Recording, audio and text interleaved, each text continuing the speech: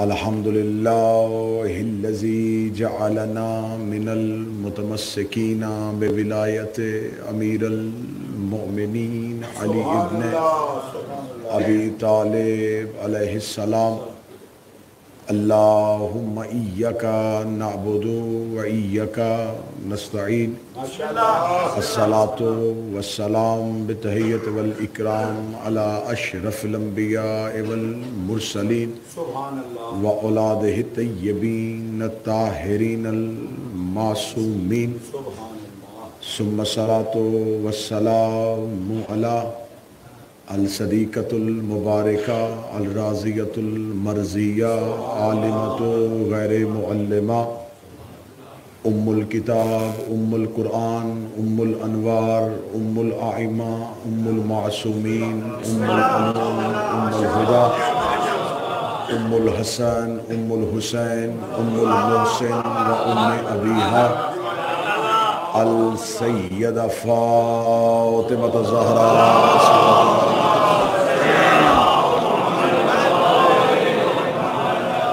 ولعن اللہ تعالی علیہم اجمعین. اما بعد فقد قال حق سبحانہ تعالی فی کتابہ المجید و فرقان الحمید. بسم اللہ الرحمن الرحیم. اذان من اللہ و رسولہ الی الناس یوم حج الاکبر ان اللہ بری من المشرکین. بلند تر صلوات.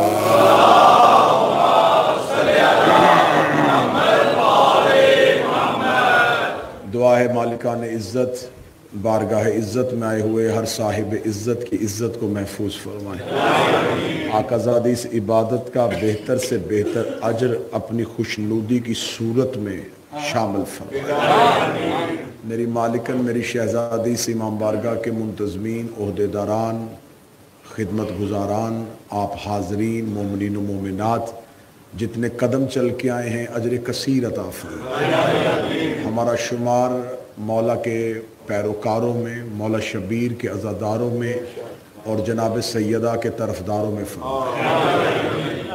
موت کے وقت کلمہ حق نصیب فرمائے. قبر میں زیارت امیر المومنین نصیب فرمائے. جتنے ہمارے مرحومین ہیں بروز قیامت اٹھیں قرآن اور اہل بیت کے ساتھ محشور فرمائے. اور بہت بڑی دعا میرے مالک جہاں جہاں پوری دنیا میں مذہب اہل بیت کے پیروکار علی ولی اللہ پڑھنے والے ہیں ہر قسم کی موذی روحانی جسمانی امراض سے محفوظ و مامون فرمائے. وارث زمان کے ظہور میں تاجیل فرمائے. ان دعاؤں کی قبولیت کے لیے جتنی ممکن ہو سکے اتنی بلند صلوات تلاوت فرمائے. صلی اللہ. اجازت ہے ذکر شروع کیا جا سکتا. میں نے آپ کے سامنے خداوند متعال کے مقدس قرآن سے سورہ مبارکہ توبہ سے آیت نمبر 3 تلاوت کرنے کا شرف حاصل کیا ہے. یہ قرآن مجید کی وہ صورت ہے جس کے مختلف نام لکھے گئے. اسے سورہ توبہ بھی کہتے ہیں, اسے سورہ براعت بھی کہتے ہیں. یعنی یہ مشرکین کے لیے توبہ کرنے کی گنجائش ہے اور مومنین کے لیے ان سے نفرت کرنے کا.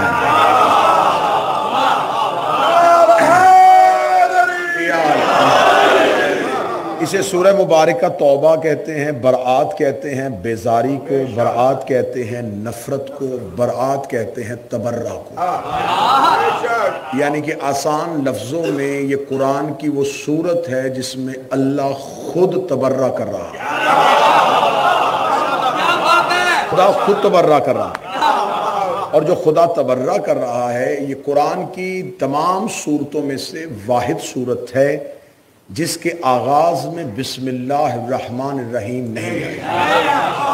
یہ بڑا عام فہم سا سوال ہے جو بچوں کو بھی یاد ہے کہ کون سی صورت ہے جس سے پہلے بسم اللہ, وہ کہتے ہیں سورۃ توبہ. خدا نے اس سے پہلے بسم اللہ کیوں نہیں رکھی؟ کیونکہ جہاں قرآن فہمی ہو, جہاں قرآن شناسی ہو, وہ انسان اپنی تحقیق نہیں بیان کر سکتا. وہاں ہمیں کسی معصوم کی دہلیز سے حدیث کا سہارا لینا پڑتا ہے, کیونکہ ہمیں نہیں پتا کہ خدا نے یہ کیوں نہیں کیا. یہ وہی جانتے ہیں جو خدا کے کرنے کو بھی جانتے ہیں اور خدا کے نہیں کرنے کو بھی جانتے ہیں، یا میں آسان لفظوں میں کہوں جو مزاج توحید سے واقف ہیں وہ بتا سکتے ہیں کہ اس میں بسم اللہ الرحمن الرحیم کیوں نہیں ہے۔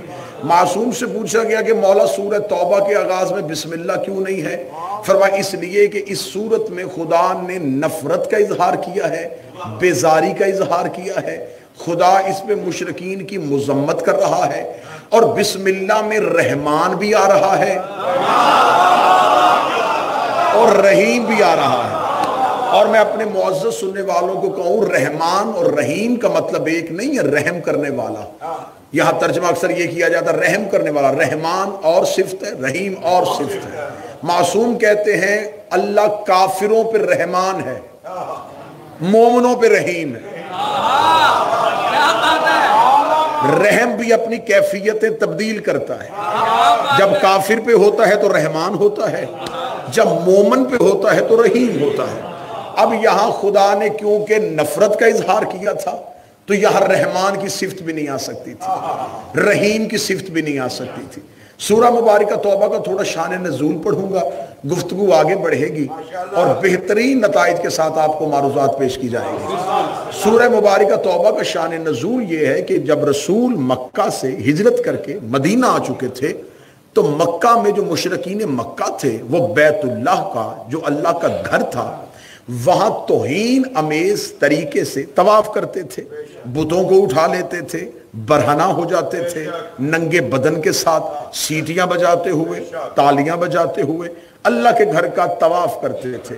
خدا کو یہ برداشت نہیں تھا، اور کیونکہ اس سورت کے آنے کے 1 سال بعد نبی اپنا آخری حج مدینہ پڑھنے کے لیے آ رہے تھے اور اسی آخری حج پہ اعلان ولایت کا اعلان ہونا تھا، تو خدا چاہتا تھا کہ جہاں علی ولی اللہ کا اعلان ہونا پہلے کعبہ مشرکوں سے پاک ہو جائے، پہلے وہاں پہ پہلے اسے مشرکین سے پاک کر دیا جائے۔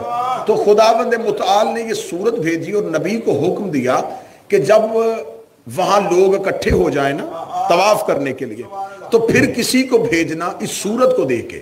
اب میں قرآن کی جو تیسری سورہ مبارکہ توبہ کی آیت پڑھی ہے وہ پڑھنے لگا۔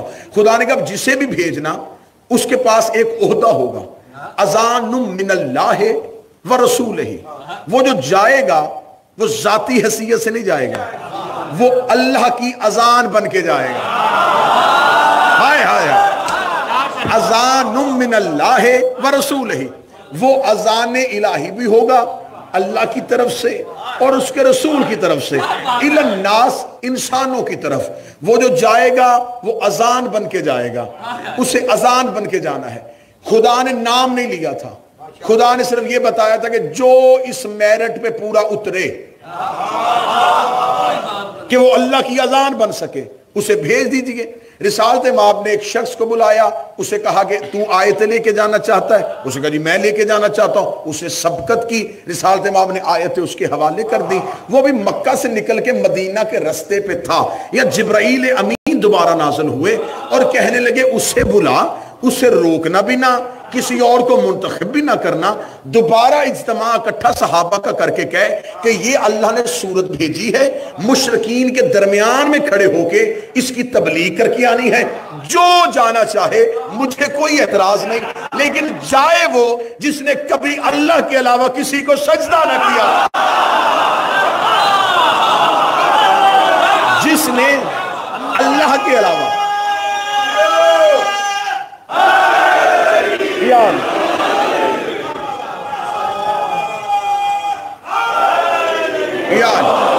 انسانی فطرت ہے شاہ صاحب کہ جو مشکل وقت میں ساتھ دینا، بندے کہتے ہیں اسے دیتے ہیں وہ پھر پوری گفتگو میں بڑے اچھے چہرے لگتے ہیں کہ انہوں نے تمہید میں ساتھ دیا تھا، جو جانا چاہے کوئی اعتراض نہیں، لیکن اس نے کبھی بھی اللہ کے علاوہ کسی غیر کو سجدہ نہ کیا۔ رسالت مآب نے بندہ واپس بلایا، مدینے کی مسجد میں صحابہ کا اجتماع کیا، فرمایا دیکھیں جی یہ قرآن کی صورت آئی ہے، آیتیں آئی ہیں، یہ چھپ کے تبلیغ نہیں ہونی، مجمع عام میں ان کے درمیان کھڑے ہو کے اللہ کی طرف سے ان پہ تبرہ کر کے آنا ہے، ان کے درمیان کھڑے ہو کے بسم اللہ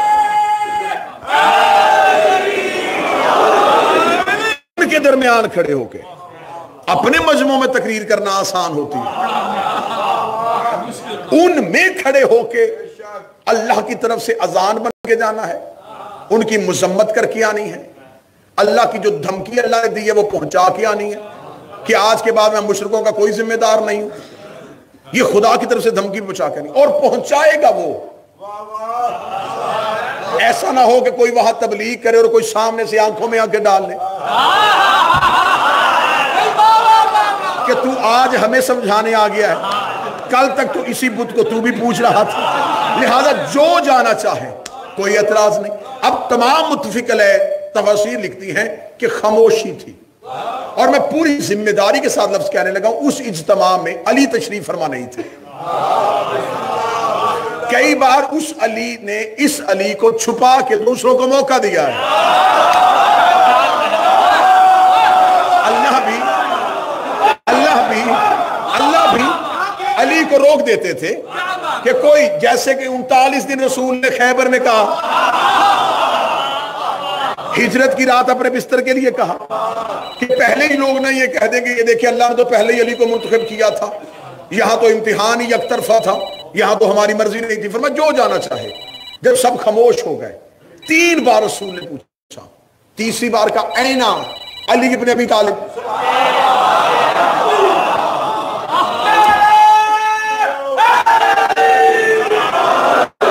अब तमीर मुकम्मल हो गई, बिल्कुल तमहीद मुकम्मल हो गई। अब नताइज हदिया करने लगा। पहला नतीजा रसूल ने किताब में लिखा, तफसीर दुर्र मंसूर में लिखा है, रसूल ने कहा ऐना अली इब्ने अबी तालिब।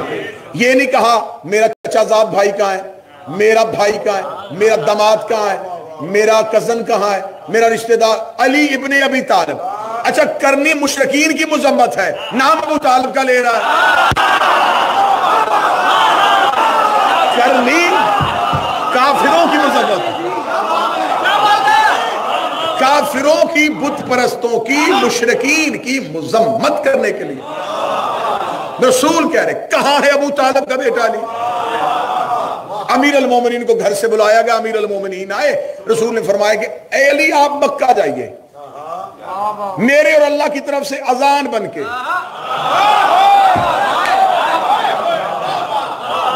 अजान बन के। अब जो बंदा खिताबत के मोड़ समझता है और खिताबत की बारीकी और रमूजों का से वाकिफ है, वो अगली सदर की कदर भी करेगा और दाग भी दे देगा। मैं गर्दन कटवाने के लिए तैयार हूं। इससे पहले जो गए थे वो लिखी हुई सूरत लेके गए थे, अली लिखा हुआ कुरान लेके नहीं गया,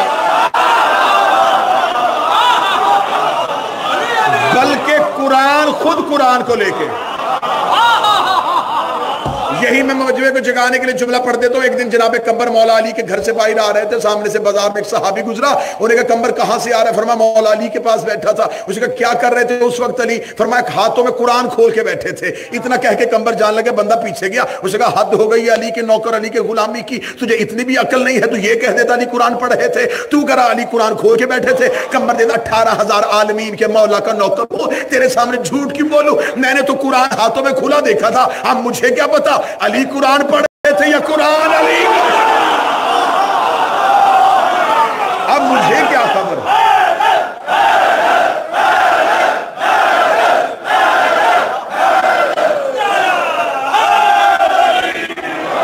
अब मुझे क्या खबर? बिस्मिल्लाह।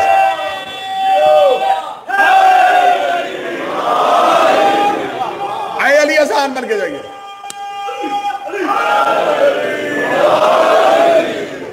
आए अली अजान बन के जाइए। अमीर अल मोमिनीन अपनी जगह से उठे। मतवज्जो मेरी तरफ रहिएगा। अब अमीर अल मोमिनीन अजान इलाही बन के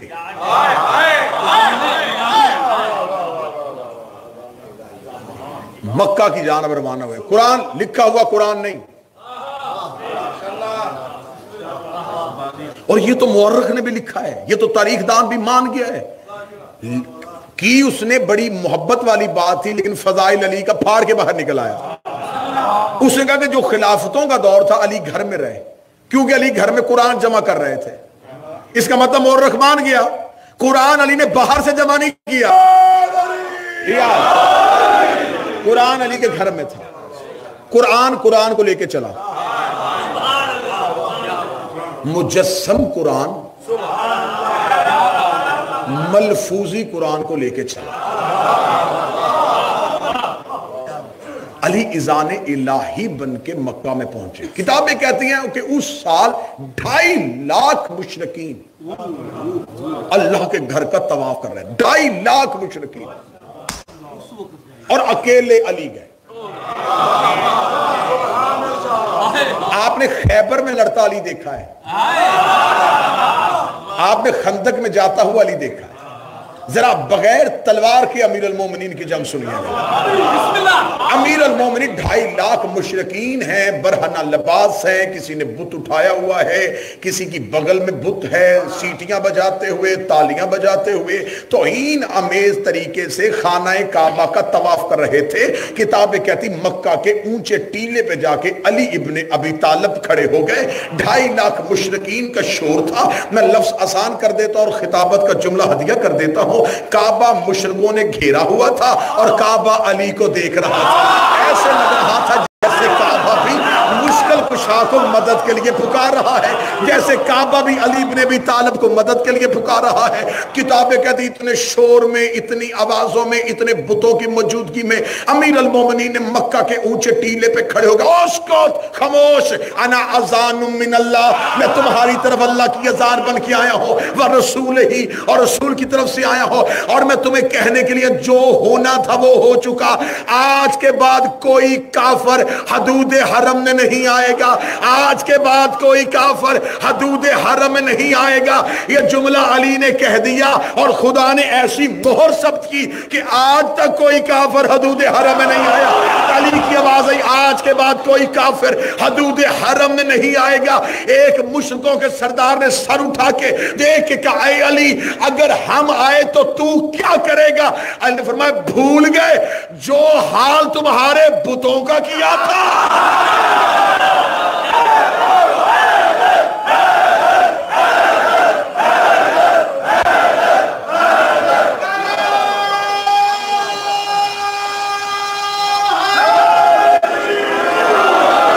क्योंकि मैं अल्लाह की तरफ से अजान हूं और अल्लाह की अजान में खौफ नहीं होता। क्या बात है? पूछा था एक बंदे ने, या अली 2.5 लाख मुश्रिक थे, खौफ नहीं आया? फरमाया, एक फरौन के सामने गया था, मूसा कुरान कहता है, फरौन के लहजे में सख्ती है और मूसा का जिस्म थर थर कांपा। जो एक फरौन के सामने कांपे उसे नबी कहते हैं। जो 2.5 लाख फरौनों के सामने बोल रहा था, जो अल्लाह के दरमियान हुई, कौन? अली। कहां? मक्का में। किसे आजाद करवाया? काबा को। काफिरों को बाहर निकाल दिया। आज के बाद कोई काफिर नहीं आएगा। बढ़ते जाना, मैं नतीजे की तरफ आपको लेके जा रहा हूं। दूसरी अजान, हुसैन हदूद हरम में। अब दौर तब्दील हो गया था। कल का काफिर आज का मुसलमान था। मैं तारीख का सफर करवाने लगा हूं आपको तारीख का सफर करवाने लगा हूं। जो कल अली ने दौड़ाए थे, आज इस्लाम के लिबादे में चेहरे वही थे। अब किरदार बदल चुका था, अब नाम बदल चुका था। उस दौर में मुशरिक कहलवाते थे, आज मुसलमानों के रूप में, आज मुनाफिकों के रूप में। तब खुदा ने सूरह तौबा में मुशरिकीन कह के बुलाया था, फिर कुरान ने सूरह मुनाफिकून में मुनाफिकीन कह के बुलाया। और ये बात ज़हन में रखिएगा, ज़ाहरी दुश्मन को ललकारना आसान था, छुपा हुआ दुश्मन जिसके बदन पे एहराम था, अली ने क्या कह के निकाला था? लेकिन निकल जाओ मुशरिको, और मुशरिको निकलो, अना अज़ान मिन अल्लाह, मैं अल्लाह की तरफ से अजान हूं। हुसैन हदूद हरम से निकलने लगे। मौरख तारीख लिख रहा था, उसने कहा हुसैन ने एहराम खोल दिए, लेकिन उसने अगले जुमला लिखा कि हुसैन करने क्या लगे थे। अब उस दौर में काबा मुशरिकीनों ने घेरा हुआ था। अब दोबारा तस्वीर का दूसरा रुख देखना। अब ज़ाहिर इस्लाम, अंदर कुफ्र, काबा दोबारा घेरे में था। हुसैन जाने लगे। जाते हुसैन को काबे ने फिर ऐसे ही देखा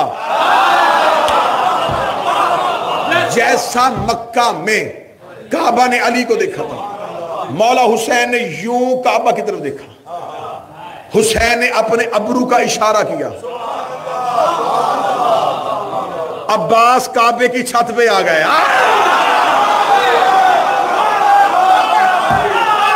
عباس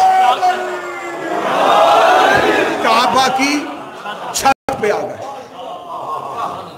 اب مجھ سے کوئی نہ پوچھے گا، کیونکہ بہت بندوں کو بہت سی چیزیں پوچھنے کی عادت پڑ جاتی ہے، کیسے گئے جی؟ کوئی سیڑھی، کوئی کاندھا؟ بالکل ایسے ہی گئے جیسے محمد کے کاندھوں پہ علی آئے تھے۔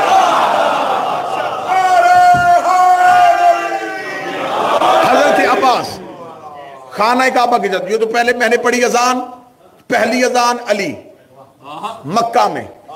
آپ جائیے گا، آپ کوئی بھی مذہب جعفریہ کی معتبر تفسیر اٹھا کے دیکھ لیجیے گا، یہی تفسیر ملے گی۔ اب یہ دوسری اذان پڑھنے لگا ہوں، یہ دوسری اذان۔ آپ کو کتاب کا حوالہ کتاب نہ ملے تو ابھی آپ کے پاس، ہر بندے کے پاس اینڈرائیڈ فون ہے، ابھی گوگل پہ جا کے سرچ کرے گا عباس کا خطبہ، وہ پورا نکل آئے گا۔ اب یہ جو طواف کر رہے تھے یہ کون تھے؟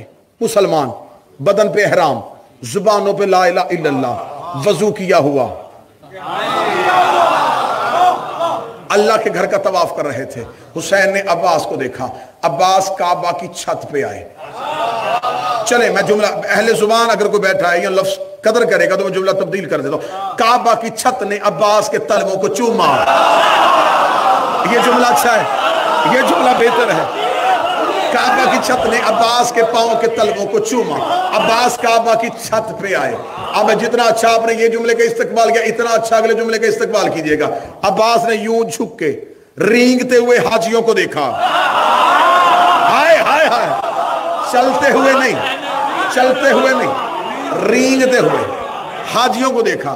حضرت ابوالفضل عباس نے خطبہ شروع کیا۔ اب 3 اشارے ہیں جو غازی کے نوکر بیٹھو، 3 اشارے سننا۔ عباس نے کہا الحمدللہ الذی، الحمدللہ الذی شرف ھذا بیت بقدوم ابی، تعریف اس اللہ کی جس نے اس گھر کو اس کے باپ کے قدموں کی وجہ سے عزت دیا۔ وہ لوگ غازی کے نوکر بیٹھے،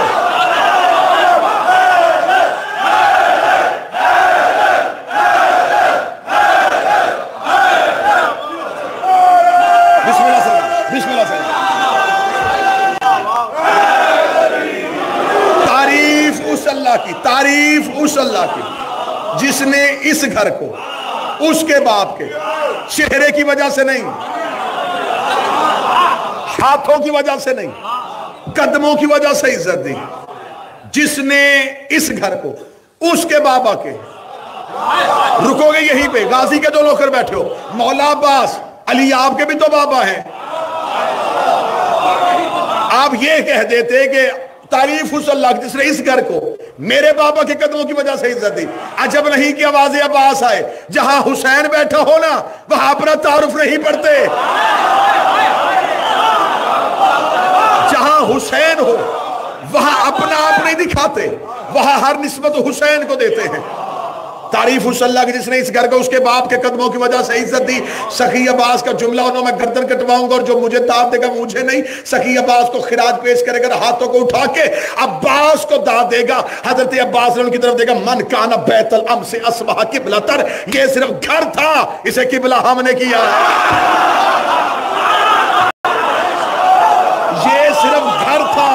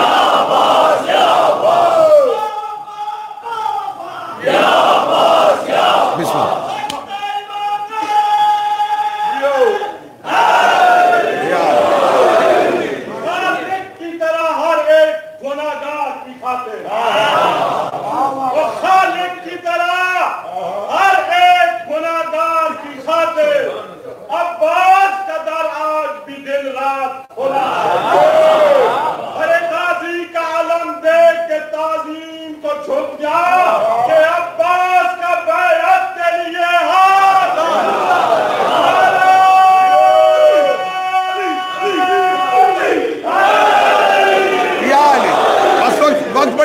گزر رہا ہے. بہت اہم نتائج آپ کے حوالے کروں. من کان بیت الامصح اصبح قبلۃ. یہ صرف گھر تھا, یہ صرف چار دیواری تھی, یہ صرف ایک مکان تھا. اسے سجدے کے قابل ہم نے بنایا ہے. گھر سے قبلہ بدلنے کا جو سفر ہے وہ صرف علی ہے. اس کا مطلب قبلہ ہوتا ہی وہ ہے. جہاں علی ہوتا من کان بیت الامصح اصبح قبلۃ, یہ صرف گھر تھا, اسے قبلہ ہم نے کیا ہے.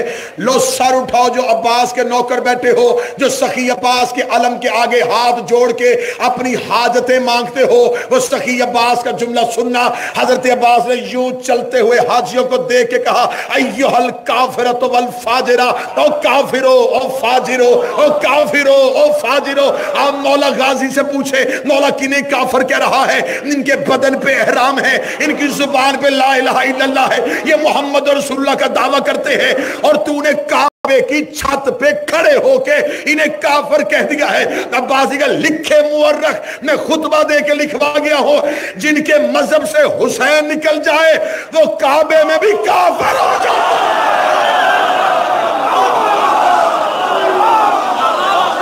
بسم اللہ بسم اللہ. جن کے مذہب سے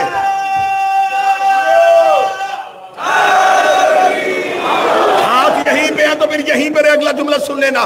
جن کے مذہب سے حسین نکل جائے وہ کعبہ میں بھی کافر ہو کے کھڑا ہوتا ہے. میرے بادشاہ نے اگلا جملہ کیا کہا؟ فرمایا اے کافرو اے فاجرو, تم کیا سمجھتے ہو تم نے حسین کو حج نہیں پڑھنے دیا؟ اگر وہ چاہے کعبہ اوڑھ کے حسین کے قدموں میں آ جائے. عباس کا اتنا کہنا تھا, یا کعبے کی بنیادوں نے ہلنا شروع کیا, حسین نے ہلتا ہوا کعبہ دیکھا, حسین تیز قدموں سے دوڑے, کعبے کی دیوار پہ ہاتھ رکھے, رک تجھے بچانے تو میں جا رہا ہوں. کعبے کی دیواروں سے آواز آئی مولا عباس کو روک لے, ورنہ باپ نے ایک دیوار پھاڑی تھی, یہ چار ہو گیا.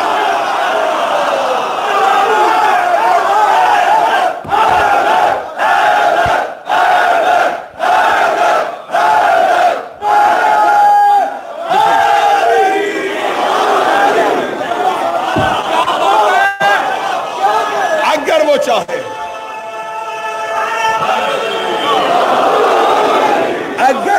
چاہے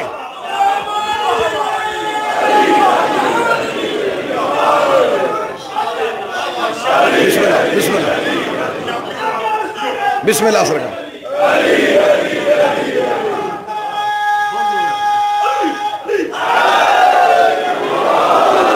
باپ نے, عباس خطبہ دے رہے ہیں, عباس بول رہے ہیں, باپ نے مشرکوں سے پاک کیا تھا, بیٹے نے کافروں سے پاک کیا. اور عباس خطبہ دیتے دیتے کہنے لگے تم کیا سمجھتے ہو علی کا بیٹا ہو کے بول رہا ہوں, انا اذان من اللہ و رسول ہی, میں اللہ اور اس کے رسول کی طرف سے تمہاری طرف اذان بن کے آیا ہوں. سر اٹھا وہ بندہ جو عباس سننے آیا ہے. ادھر عباس نیچے اترے کہ مسلمان سامنے کھڑا ہو کے کہتا نہ محمد زندہ نہ رسول زندہ, تو نے کس سے کہہ دیا کہ تجھے رسول نے بھیجا ہے؟ عباس کے چہرے پہ جلالت کی سرخی آئی, حسین کے قدموں پہ ہاتھ کا, بھول گئے حسین و منی.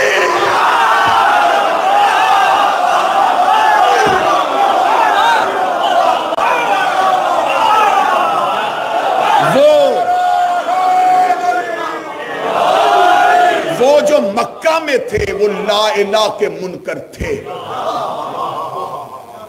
اسے علی ولی اللہ نے دوڑایا. اب جو مکہ میں ہیں یہ لا الہ کے بھی قائل ہو چکے ہیں, محمد رسول اللہ کے بھی قائل ہو چکے ہیں. یہ اختیار علی کو نہیں مان رہے تھے, اس لیے عباس نے یہ نہیں کہا اگر وہ چاہے.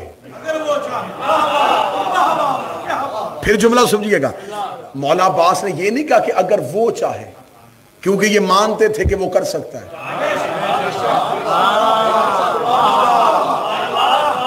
مولا عباس نے کہا اگر وہ چاہے اس کی چاہت کو مان چکے اب ان کی چاہت کو بھی مانو. 2 اذانیں پڑھ دی میں نے, تیسری اذان سنا, کیونکہ اب تیسری اذان جو ہے وہ کسی مرد نے نہیں دی. اذان پروردگار سنتے جانا. اللہ کی اذان کون کون ہے؟ پہلی اذان علی سورہ توبہ کے مطابق, دوسری اذان حضرت عباس خطبہ حج کے موقع پر حسین نے جب احرام کھولے تو جو عباس نے دیا, یہ اذان من اللہ کے عہدے سے دیا. اب تیسرا عہدہ مرد کے پاس نہیں ہے, مستور کے پاس ہے, یہ علی کی بیٹی. میں ایام کی مناسبت سے آپ کو سفر کروا رہا ہوں. اب یہاں پہ فضائل مخدومہ سننا, فضائل عالیہ سننا, کیونکہ ہمارے ممبر سے زیادہ مصائب پڑھا جاتا ہے, اور 10 محرم کے بعد ہم شہزادی کا مکمل سفر جو ہے اسے مصائب کی صورت میں پڑھتے ہیں. میں شہزادی کا سفر فضائل میں پڑھنے لگا ہوں کہ علی کی بیٹی نے شام میں فضائل کیا دکھائے تھے, کیونکہ ہمیشہ ڈوب جاتی ہے وہ قومیں جو تصویر کا ایک رخ دیکھتی ہیں. آئیے ذرا دیکھیے شہزادی کو بازار شام میں فضائل کے روپ میں.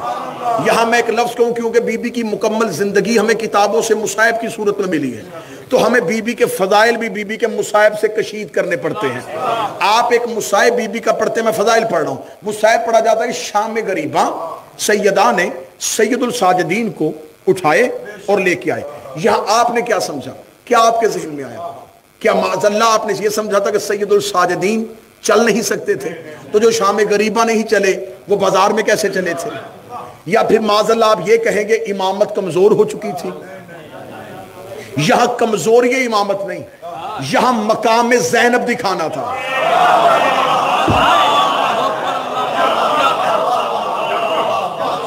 کیونکہ حجت کے بعد, مولا حسین کے بعد اختیارات حسین کو منوانے کے لیے اللہ نے جسے اذان بنا دیا تھا وہ عالیہ تھی. اب میں یہاں لفظ کہوں گا, میرا خیال ہے اگر آپ نے لفظ سمجھ لیا تو شاید مجھے اس گلی میں جا کے 5 یا 7 منٹ کی بحث نہ کرنی پڑے, آپ جملہ ہی سمجھ لیں.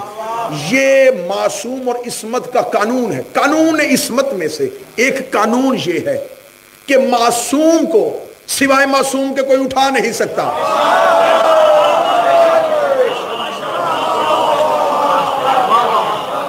فتح مکہ پہ امیر المومنین رسول کے کاندھوں پہ آئے. کسی نے پوچھا یا رسول اللہ آپ نے علی کو کیوں اٹھایا؟ فرمایا یہ امامت کا بوجھ ہے, سوائے نبوت کے کوئی نہیں اٹھا سکتا. پھر حضرت عباس ابن عبد المطلب جب رسول کے تبرکات لینے آئے تو مولا علی نے سر پہ امامہ رکھ کے اور ابا دے کے کہا اٹھیے, وہ نہ اٹھ سکے.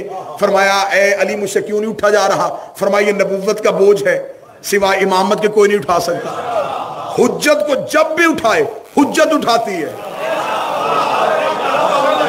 شام غریبہ علی کی بیٹی نے سجاد کو پشت پہ اٹھا کے زمانے کو بتا دیا پھپھی بھتیجے کی مدد نہیں کر رہی, حجت حجت کو اٹھا رہی.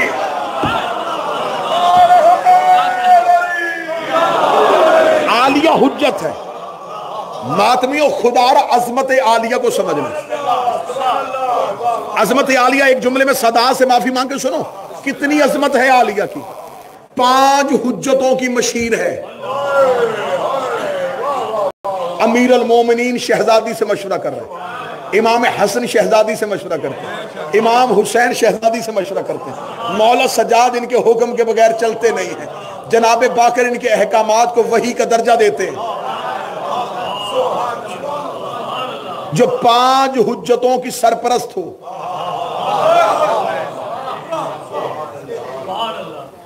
اسے عالیہ کہتے ہیں. اب میں بی بی کی ایک اذان پڑھنے لگا ہوں کہ یہ بھی اللہ کی طرف سے اذان ہے. اور ایک بات ہمیشہ ذہن میں رکھیے گا, خدا نے عالم نساء جو خواتین کی دنیا ہے اس میں خدا نے برگزیدہ خواتین کا تذکرہ کیا ہے. جناب حوا کی بات کی ہے, جناب سارہ کی بات کی ہے, آسیہ کا تذکرہ کیا ہے, مریم کے نام پہ تو پوری سورت ہی بھیجتی ہے. خدا نے برگزیدہ خواتین کو اپنے قرآن میں جگہ دی ہے, لیکن خدا نے کوئی خاتون نبی نہیں بنائی. اور اگر آپ دنیا میں دیکھیں تو اس دور سے لے کے اب تک خواتین کی تعداد اور ریشو مردوں کے برابر آ رہی ہے. تو 1.25 लाख नबी मर्दों में भेज दिए। औरतों ने शरीयत के लिए, देखें हर जगह पे जाएं तो औरतों के लिए, अगर आप मेडिकल के शोबे में जाएं तो उनकी डॉक्टर अलहदा, एजुकेशन में जाएं उनकी एजुकेशन अलहदा। इसका मतलब कि खवातीन को अपने लिए एक अलहदा खातून भी चाहिए। ऐसा ही है, खुदा ने 1.25 लाख और एक कसीर तादाद है अंबिया की, वो सिर्फ मर्दों में भेजी। ये बरगजीदा खवातीन, इनके बाद जनाब मलिकातुल अरब, उसके बाद जब शहजादी रसूल की बेटी आई तो फिर खुदा ने उस बीबी को एक ओहदा दिया, सैयदतन निसाइल आलमीन।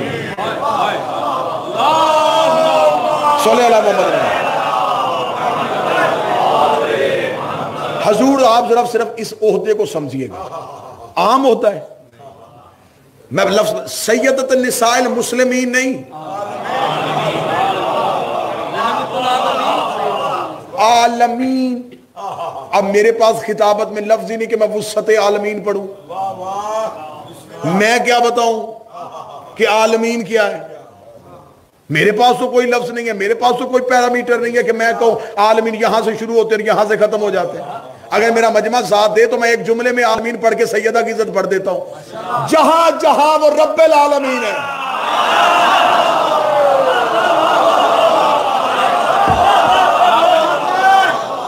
वहां वहां शहजादी सैयदत निसाइल आलमीन। अब अगर किसी को उसकी रबूबियत का दायरा पता चल जाए तो वो पढ़ सकेगा कि अजमत सैयदा क्या है। अब जो उर्दू खिताबत, अल्लाह,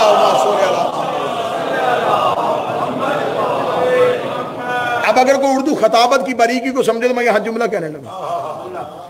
ये शहजादी अपनी सीरत में इतनी कामिलो अकमल थी, जिसने कायनात की अव्वल से लेके क़यामत तक आने वाली हर खतून को 1.25 लाख नबियों की हदायत से बेनियाज कर दिया।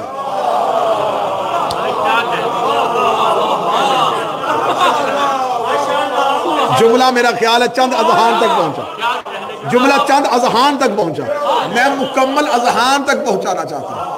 1.25 लाख नबियों की हदायत जिसने इकट्ठी करके अव्वल से लेकर क़यामत तक की खवातीन को ऐसे यकसा तकसीम की कि अब उन्हें अलहदा हादी की जरूरत ही नहीं रही।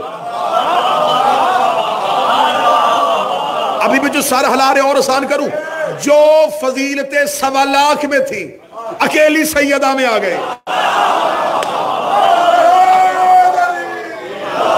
ठीक हो गया। अब क्योंकि मुझे सैयदा मेरा मौजू नहीं है, मुझे अजान इलाही पे जाना है कि सरदार हो गई। अब इसके बाद खुदा के पास कोई ओहदा था ही नहीं। अब आलमीन से बाहर निकलो तो कोई ओहदा दूं। अब खुदा ने कहा क्या ओहदा दूं? लेकिन जब अली की बेटी आई, इसने अपने आप को इतना कामिल और अकमल बनाया कि अब ओहदा अलहदा तो नहीं बन सकता था। इसे सानिए ज़हरा कह दिया कि फातिमा एक नहीं, फातिमा दूसरी भी है। लेकिन अल्लाह जाने कैसी मुकम्मल थी अली की बेटी कि अब तक कोई सानिए ज़ैनब नहीं हो सकता।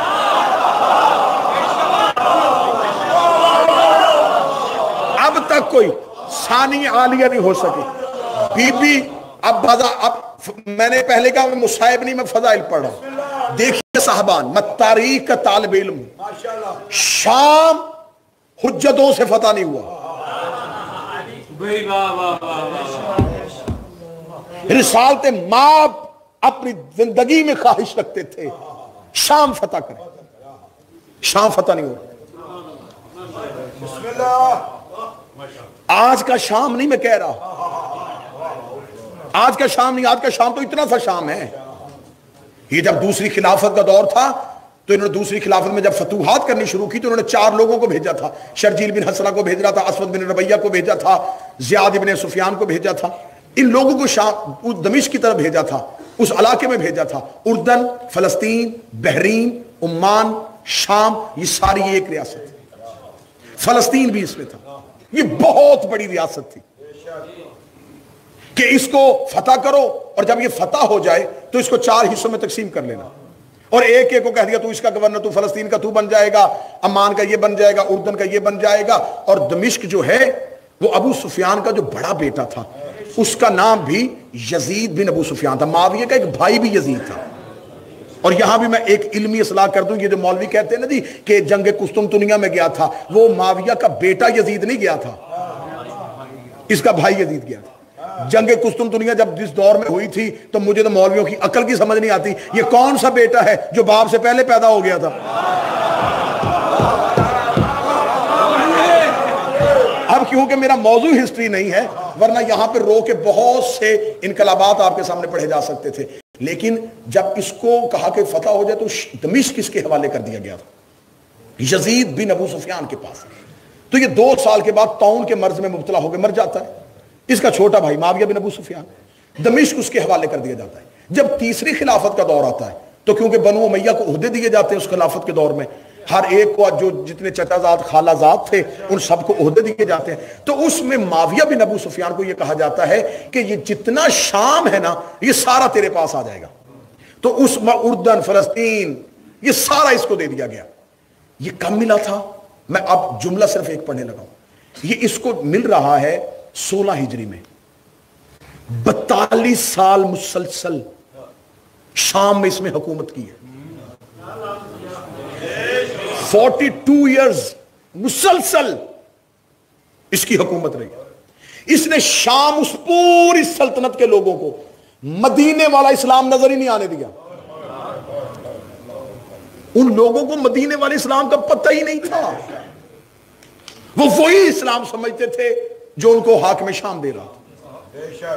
یہی وجہ ہے کہ امیر المومنین کے جمعے کے خطبوں میں تبرہ یہ کہہ دینا کہ علی مسجد میں کیا کرنے گئے تھے.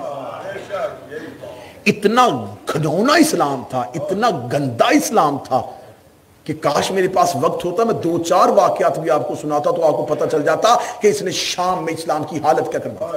اور اسے تخت پہ بیٹھ کے کہا تھا، اس نے کہا وہ جس کے لیے بنو ہاشم مکے میں شور کرتے تھے، بنو امیہ کے بچوں نے اسے کھیل بنا رکھا.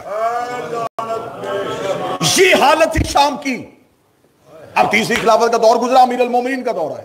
امیر المومنین شام فتح کرنا چاہتے تھے. رستے میں جمل آ گئی. جمل نے علی کا رستہ روک دیا، علی کو شام نہیں جانے دیا. علی واپس پھر مدینہ بھی نہیں گئے اور کوفہ دارالحکومت بنا لیا. دوبارہ شام پہ حملہ کرنا چاہا تو صفین آ گئی. صفین کی وجہ سے علی شام نہ جا سکے اور صفین کی جنگ میں مصروف ہو گئے. پھر اس کے بعد علی ہی کے لشکر میں مخالفت ہو گئی. علی کی اندر ہی کے لوگوں نے علی کی مخالفت کرنی شروع کر دی. یہ کوئی آج کی عادت نہیں ہے. انہوں نے امیر المومنین کے لشکر میں رہ کے علی پہ عدم اعتماد کر دیا. انہوں نے کہا ہمیں علی پہ اعتماد ہی نہیں ہے، جس کی وجہ سے حاکمین کا فیصلہ ہوا اور جیتی ہوئی صفین جو ہے وہ شکست میں تبدیل ہو رہی ہے. ابھی امیر المومنین صفین سے نکلتے ہیں تو خارج علی کو نہروان میں لے آتے ہیں اور مقدسین کا گروہ ہے. انہیں کتابوں میں تاریخ میں مقدسین لکھا گیا. مقدسین کیوں لکھا گیا؟ ان کے چہرے پہ داڑیاں اور ماتھے پہ سجدوں کے نشان، ہاتھوں پہ لمبی تسبیحاں، اور یہ عبادت گزار کا روح بنا کے علی کے سامنے آ گئے. اور 40 ہجری کو مولا علی کی شہادت ہو جاتی. مولا امام حسن آتے ہیں، شام فتح کرنا چاہتے ہیں. قلت انصار کی وجہ سے، کم لوگ ہونے کی وجہ سے امیر جناب امام حسن مجتبی شام نہیں جاتے. صلی اللہ محمد. اب جناب امام حسین شام فتح کرنا چاہتے ہیں، لیکن کوفہ والے بے وفائی کر دیتے ہیں. کربلا میں امام حسین کی شہادت ہو جاتی ہے. 4 حجتوں کی خواہش تھی فاتح شام بننا.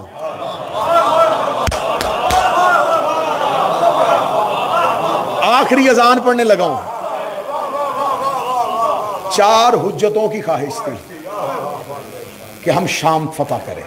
رسول فاتح شام نہ ہوئے، علی فاتح خیبر بن گئے، فاتح خندق بن گئے، فاتح بدر و حنین ہو گئے، فاتح شام نہ ہو سکے. حسن کے معاہدے کو دنیا نے بہت اچھی نظر سے دیکھا، فاتح شام نہ ہو سکے. حسین فاتح کربلا ہو گئے، فاتح شام نہ ہو سکے. اب جنگ دیکھنا، جملہ پہلی بار منبر سے یہ نوکر ہی پڑھنے لگا ہے اور یہ نوکر ہی کا آزاد رہے گا، اور میں یہی جملہ لے کے شہزادی کے سامنے بروز قیامت اٹھنے لگا ہوں۔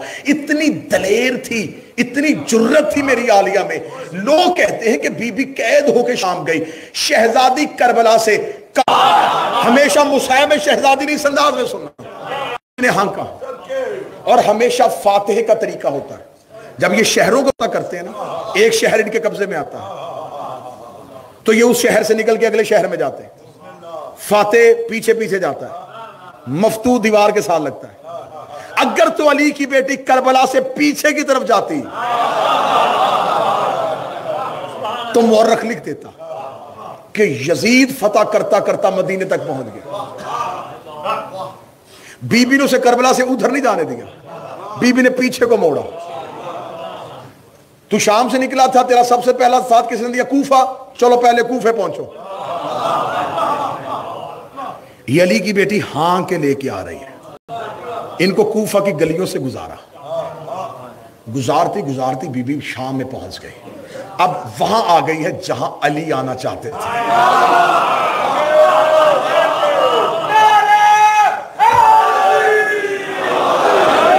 اب میں اس مرحلے میں داغ سے بے نیاز ہو گیا ہوں، جس مرحلے پہ گفتگو آ گئی ہے واللہ با حسین میں داغ سے بے نیاز ہو گیا ہوں۔ بی بی شام لے آئی، یہاں رسول آنا چاہتے تھے، یہاں علی آنا چاہتے تھے، حسن کی خواہش تھی، حسین کی خواہش تھی۔ بی بی شام کے باہر پہنچی، یہ ہے شام۔ بڑے بڑے محل دیکھے، ملوکیت کو دیکھا، سلطنت کو دیکھا، تخت اور تاج دیکھے، لشکر دیکھے۔ بی بی نے کہا اچھا یہ تھی وہ طاقت جو میرے بابا کے خلاف تو نے 42 سال اکٹھی کی، یہ تھی وہ طاقت جو تو نے حسن کے خلاف استعمال کی۔ اس گھر میں بیٹھ کے سازشیں کرتا تھا، یہاں سے مشیر بھیجتا تھا، یہاں سے گورنروں کو خط لکھتا تھا۔ بی بی نے کہا پھر اب میری بھی جنگ دیکھنا، رسول کا قاتل چھپے گا، علی کا قاتل چھپے گا، حسن کا قاتل چھپے گا، اب میں تم سے بدلہ لوں گی، اب میں تمہیں گالی نہ بناؤں، مجھے زینب نہ کہنا۔ اب جو اس تخت میں بیٹھا تھا اسے عبرتناک شکست نہ دو، مجھے علی کی بیٹی نہ کہنا۔ اب بی بی فاتحانہ انداز میں، فاتحانہ انداز میں بی بی بازار شام کو رونتی ہوئی، بی بی ان کے بڑے بڑے قصر کو اپنے زمین بوس کرتی ہوئی، شہزادی رونتی ہوئی فاتح خیبر کی بیٹی اپنے خطبے کی تلوار کو، بابا جس بات پہ قابو رکھے گا ورنہ مجھے مجبوراً مصاحب کا رخ پڑنا، یوں خطبے کی تلوار کو بے نیام کرتی ہوئی، اپنے لفظوں کی دھار سے رگیں کاٹتی ہوئی شہزادی فاتح بن کے اس کے دربار میں داخل ہوئی۔ 42 سال سے چھپ کے بیٹھا تھا، اسی کا بیٹا تخت میں بیٹھا تھا، اس نے علی کی بیٹی کو آتے ہوئے دیکھا، اس نے شہزادی کو دیکھا، چہرے پہ وہی علی والا روپ، منہ میں وہی علی والی زبان، لہجہ بھی وہی علی والا، گفتار بھی وہی عباس والی۔ اسے کہا کون قتل ہوا ہے؟ ایسے لگ رہا ہے اس کا کوئی بھائی نہیں مارا گیا، ایسے لگ رہا ہے اس کا کوئی بیٹا نہیں مارا گیا۔ بی بی نے یوں دربار میں پہلا قدم رکھا، اس نے سمجھا تھا کہ میں نے قید کیا ہوا ہے۔ اس کو اس کے سفیروں نے پوچھا کیوں قتل کیا ہے تو نے حسین کو؟ جب بی بی دربار میں داخل ہوئی تو یہ ملعون کہہ رہا تھا کہ حسین میرے اختیار کو نہیں مانتا تھا، علی نے میرے باپ کے اختیار کو نہیں مانا، علی کے بیٹے نے میرے اختیار کو نہیں مانا۔ اتنا کہنا تھا، شہزادی کا پہلا قدم دربار میں آ گیا۔ شہزادی نے کہا اے معاویہ زادہ، تم نے ابھی کہا ہے ہم نے تیرے اختیار کو نہیں مانا، میں تم سے بات کرنا چاہتی ہوں لیکن تیرے دربار میں یہ روشن دان ہے، ان سے ہوا آ رہی ہے، تھوڑی دیر کے لیے ہوا کو روک تاکہ میں تم سے بات کر سکوں۔ جس نے کہا روشن دان کی ہوا روکنا میرے بس میں نہیں ہے۔ بی بی نے کہا تیرے دربار میں گھوڑے کھڑے ہیں، گھوڑے کی فطرت ہے، وہ اپنے پاؤں کو حرکت دیتا ہے، ان کے سموں کو روک، میں تم سے بات کرنا چاہتی ہوں۔ اس نے کہا میں گھوڑوں کے سم نہیں روک سکتا۔ بی بی نے کہا تیرے دربار میں اونٹ کھڑے ہیں، اونٹوں کے گردنوں میں گھنٹیاں ہیں، یہ اپنی گردنوں کو ہلا رہے ہیں، گھنٹیوں کا شور ہو رہا ہے، تھوڑی دیر کے لیے گھنٹیاں روک۔ اس نے کہا بی بی یہ بھی میرے بس میں نہیں ہے۔ علی کی بیٹی نے کہا اب میں اپنا اختیار دکھاتی ہوں۔ شہزادی نے کہا اوس کو چپ ہو جاؤ۔ اتنا کہنا تھا، جس اونٹ کی گردن ہلی تھی واپس نہیں آئی، جس گھوڑے کا پاؤں اٹھاتا نہیں چلی گیا، جہاں سے ہوا نکلی تھی واپس نہیں گئی، جو سانس نتھرے سے باہر آئی تھی اندر نہیں آئی، حلق وہی کا وہی رک گیا، جس کی آنکھ کھلی تھی بند نہیں ہوئی. جب پورا دربار پتھر کا بن گیا, بی بی اس کے تخت کے سامنے آئی. بی بی نے اس کے ناپاک بدن کی روح واپس کی. اس نے اپنی آنکھوں کو ہلایا, اس نے دیکھا کہ پورے دربار میں پتھر ہے, کوئی انسان حرکت نہیں کر رہا, کوئی بشر حرکت نہیں کر رہا, کوئی حیوان اپنی آنکھ بند نہیں کر رہا. اس نے کیا کیا تو نے علی کی بیٹی, یہ تو نے کیا کر دیا میرے بھرے دربار کو. بی بی کہا تو نے کیا کہا تھا, ہم نے تیرے اختیار کو نہیں مانا. اب بتا قیدی تو ہے یا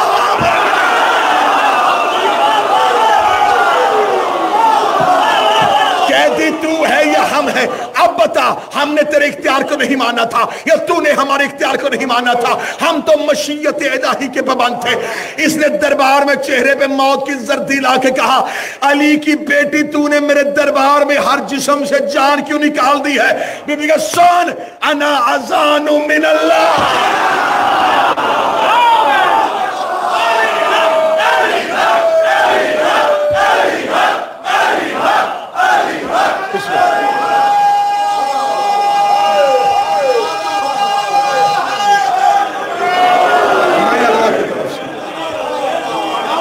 بسم اللہ جی. آپ مولا حسین, انا اذان من اللہ ورسولہ, میں اللہ کی اذان ہوں, میں رسول کی اذان ہوں.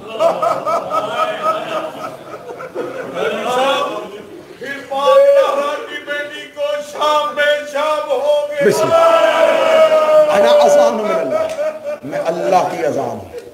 یہی وجہ تھی میرے ماتمیوں کہ اس نے, اب تم نے ساری زندگی ذاکروں اور سے خطبہ اور علماء سے سنا, نوکر کی زبان کا جملہ ہے سید مجھے دعا دے کے چلے جانا.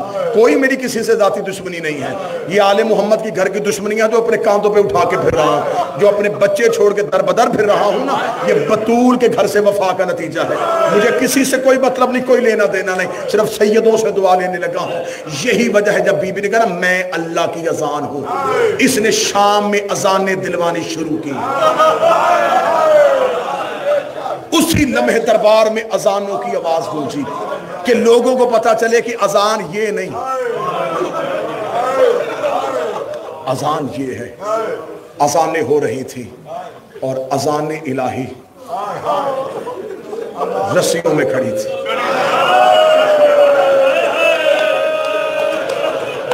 بی بی نے کہا بابا میں تیری بیٹی ہوں. بابا تو مدینے سے چلا تھا, تو نجف بیٹھ گیا. حسین مدینے سے چلا, حسین کربلا بیٹھ گیا. بابا میں اب رہوں گی شام, اب میں شام سے نہیں جاؤں گی. بابا اب نہیں میں شام سے جاؤں گی. بابا میں نے فتح کیا ہے. آج بھی شام کے ایئرپورٹ پہ اترو. ندیم بھائی آپ سیدہ کے حرم کے نوکر ہیں, آج بھی شام کے ایئرپورٹ پہ اترو, شام کے ریلوے اسٹیشن پہ جاؤ, کوئی کسی کا نام نہیں لے رہا, ایک ہی آواز آ رہی ہے زینبیہ زینبیہ زینبیہ. اللہ جانے کیسے فتح کیا شام.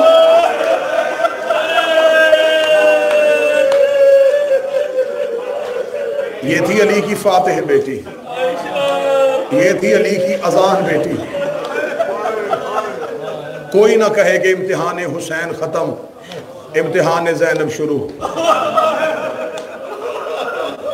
زینب کا امتحان ہی حسین کا امتحان. کوئی یہ جملہ نہ کہے کہ حسین کا محرم ختم ہو گیا, زینب کا محرم شروع ہو گیا. زینب کا محرم ہی حسین کا محرم ہے. شاہ جی مقدمین ذاکرین ایک جملہ پڑھا کرتے تھے, وہ کہتے وہ جو نیزوں پہ تھے وہ آسان تھے, جو اونٹوں پہ تھے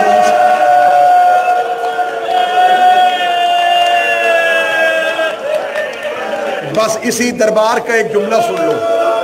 وقت میں بہت زیادہ پڑ گیا. اللہ اس بارگاہ کو سلامت رکھے. اللہ اس کے منتظمین عہدیداران جتنے بھی ہیں, خدمت گزار شہزادی کسی کا محتاج نہ کرے. تم حسین کے گھر کی نوکری کرتے ہو, بی بی تمہیں کسی کا محتاج نہ کرے. میں ڈر گیا ہوں ماتمیوں سے، میں جملہ کھولوں گا نہیں، میں اشارہ کروں گا۔ یہ ملاؤن تخت پہ تھا، رسیوں میں تھی قرآن کی صورتیں،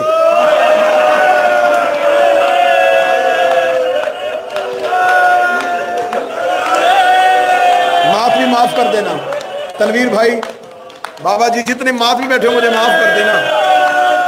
عمران بھائی، جو رسی یاسین کے گلے میں تھی وہی کوثر کے گلے میں تھی۔ یاسین اپنی کمر سیدھی کرتی، کوثر کے تلوے زمین سے اڑ جاتے، رو کے کہتی اماں کمر جھکا، میرے گلے کی رسی تانگ ہو گئی۔ حوصلے کے ساتھ، حوصلے کے ساتھ۔ تم محرم کا ماتم کر چکے، اب تمہیں انتظار ہے چہلم کا، چہلم کا انتظار۔ بھائیوں کے پرسے بہنوں کو دیے جاتے ہیں، چہلم ہے علی کی بیٹی کے حصے کا سود، یہ پرسہ دینا ہے تم نے شہزادی کو۔ میری ذمہ داری ہے، میں جتنا چھپا سکوں گا اتنا چھپاؤں گا۔ یہ ملاؤن تخت پہ تھا۔ میں کہتا ہوں کہ اسی جملہ پڑھنے کے بعد انسان کچھ نہ پڑھے نا، روتا رہے۔ غیرت مند شیعہ کے لیے پوری زندگی رونے کے لیے یہی جملہ کافی ہے کہ قرآن کی صورتیں رسیوں کے ساتھ دیوار پہ تھی۔ نہ جملہ سننا، یہ ملاؤن تخت میں تھا، اس کے ہاتھ میں شراب کا جام تھا، اس نے شراب کا جام نیچے رکھے گا، ان میں سے علی کی بیٹی کا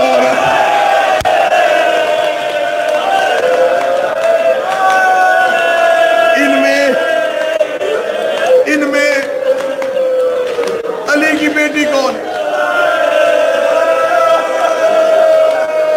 میں نے پڑھ دیا نا، تم نے سن لیا۔ کوئی عباس کے دل سے پوچھے کہ عباس کی کیا حالت ہوئی جب اس نے کہا ان میں سے علی کی بیٹی کون؟ ایک ملاؤن دائیں کھڑا تھا، اس نے کہا وہ جو سب سے آخر میں سفید سر والی ضعیفہ ہے نا، وہ ان کی کنیز ہے، اس کی کمر کے پیچھے سر رکھ کے جو کھڑی ہے نا وہ علی کی بیٹی ہے۔ اس نے کہا یہ سفید سر والی ضعیفہ کون ہے؟ کیا لگا یہ ان کے گھر کی کنیز ہے۔ اس نے کہا کنیزیں پیچھے کھڑی ہوتی ہیں، یہ اپنی مالکن کی آگے کیوں کھڑی ہے؟ اس نے کہا ہم نے پورے رستے ہی سے بڑا مارا ہے، اس نے بی بی کا پردہ نہیں چھوڑا۔ یہ علی کی بیٹی کے آگے سے ماتم کی تیاری کرنا تو سیدہ کے موقع، ہم نے پورے رستے بڑا ظلم کیا، اس نے علی کی بیٹی کا پردہ نہیں چھوڑا۔ اس نے کہا میں نہیں مانتا، تم نے ظلم کیا ہوتا یہ رستہ نہ چھوڑتی، میری آنکھوں کے سامنے آزماؤ۔ نہیں پڑھوں گا، مجھے پتا ہے تم نرم دل ہو، تم سے برداشت نہیں ہونا۔ اس نے کوئی لوہے کی چیز لی، یہ چلا، اب میں جملہ چھپانے لگا ہوں۔ یہ فضہ کے قریب گیا، اس نے کہا ضعیفہ علی کی بیٹی کا پردہ چھوڑ۔ بی بی فضہ کی طرف دیکھنے لگی، آج کے دن کے لیے تو نبی سے زندگی مانگی تھی، میں نے نبی سے کہا تھا یا رسول اللہ میں تیری بیٹی کا پردہ بن سکوں، اس نے کہا پردہ چھوڑ ورنہ میں ظلم کروں گا۔ اس نے وہ لوہے کی چیز فضہ کے سر پہ رکھی، فضہ کے چاندی جیسے بال یاقوت کی طرح سرخ ہوئے، ادھر فضہ کے بالوں پہ لہو کی لکیر آئی۔ علی کی بیٹی نے فضہ کی کمر پہ سر مارا، بی بی رو کے دی اماں پردہ چھوڑ دے، رو کے کہہ دی یا ماں نہ کہہ،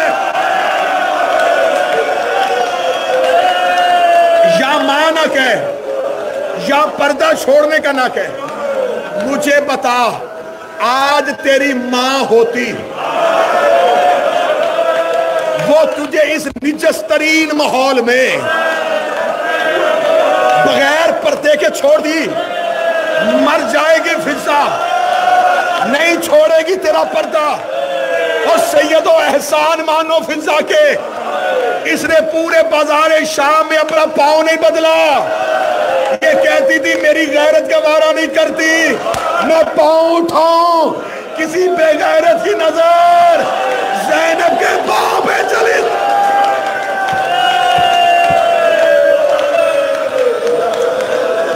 حوصلے کے ساتھ 1 یا 1.5 منٹ میں نے اور پڑھنا. اس کا پردہ چھوڑ، شہزادی کی آواز میں پردہ نہیں چھوڑوں گی. اب چاندی جیسے بال یاقوت کی طرح سرخ، فضا کے بالوں میں لہو کی لکیر، ہاتھوں میں رسیاں. دربار میں آ کے ایک دفعہ دائیں دیکھا بائیں دیکھا. اس دربار میں کوئی حبش کا رہنے والا ہے؟ 300 حبشیوں نے تلواریں کھینچ لی. ایک بوڑھا حبشی کمر پہ ہاتھ رکھ کے چلا. فضا کے قریب اگر تو نے صرف حبش والوں کو کیوں بلایا؟ اس دربار میں ہر ملک کے سپاہی ہیں. فضا دیکھ دی کون ہے تمہارے ملک کا بادشاہ؟ کہنے لگا مر گیا. ایک اٹھ کی بیٹی تھی، مدینے والے سیدوں کی نوکری کرتی. بی بی فضا دیکھ کے کہتی کیا نام ہے اس کا؟ نام کا کہنا تھا. یا بوڑھا حبشی دیکھ کے لگا تو قیدر نہ ہوتی میں سر تن سے جدا کر دیتا. تجھے نہیں پتا لوگ شراب پی رہے ہیں.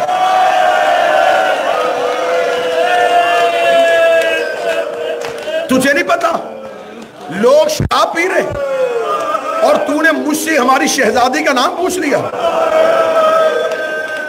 بی بی فضا کہتی تو نہیں بتاتا تو میں بتاتی ہوں. اس کا نام میمونہ تھا. بوڑھے حبشی نے اپنے ابروؤں کو اٹھایا. کہنے لگا تو میمونہ کو جانتی ہے؟ جملہ پڑھو جس نے گھروں تک بات کرنا ہے. بوڑھے حبشی نے ابرو اٹھائے تھے، فضا نے اپنے بالوں کو ہٹایا. دیکھا دی پہچان سکتا ہے؟ یہ دیکھنا اگر تو میمونہ ہے میں تجھ سے بولوں گا نہیں. کیوں چھوڑی سیدوں کی نوکری؟ کیوں آئی شرابی کے دربار میں؟ فضا کی آواز آئی آنکھیں بند کر، اکیلی نہیں آئی.